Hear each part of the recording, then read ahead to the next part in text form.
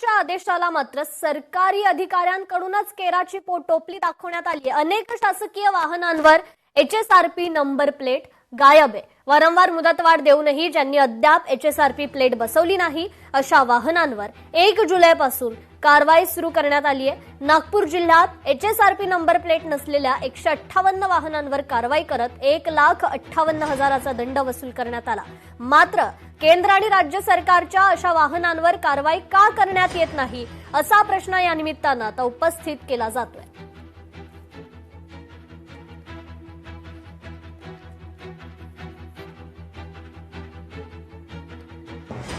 सरकारच्या आदेशाला चक्क सरकारी अधिकाऱ्यांकडूनच केराची टोपली दाखवण्यात येतेय।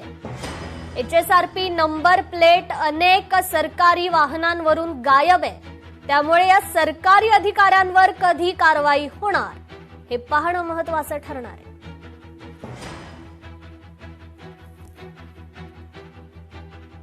खरं तर राज्यभरात HSRP नंबर प्लेट नसलेल्या वाहनांवर आता कारवाई केली जाते।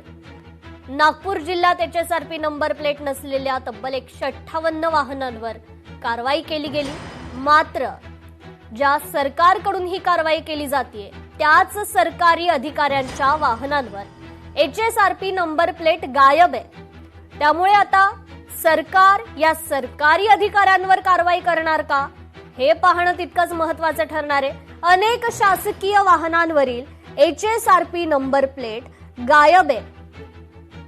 त्यामुळे आता शासकीय कर्मचारीच हे नियम पाळत नसल्याचं समोर आलेलं आहे।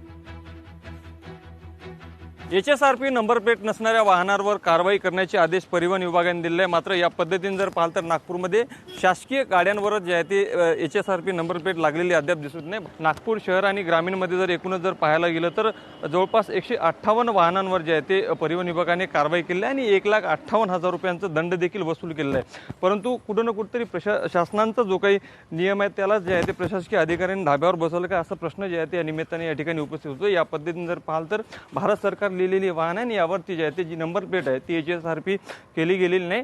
अशा पद्धतीने शासकीय वाहनांवरच जे आहे ते या ठिकाणी HSRP नंबर प्लेट अद्याप बसविल्या गेली नसल्याने कुठं लोकशाही मराठी ऐका, पहा, जागरूक रहा।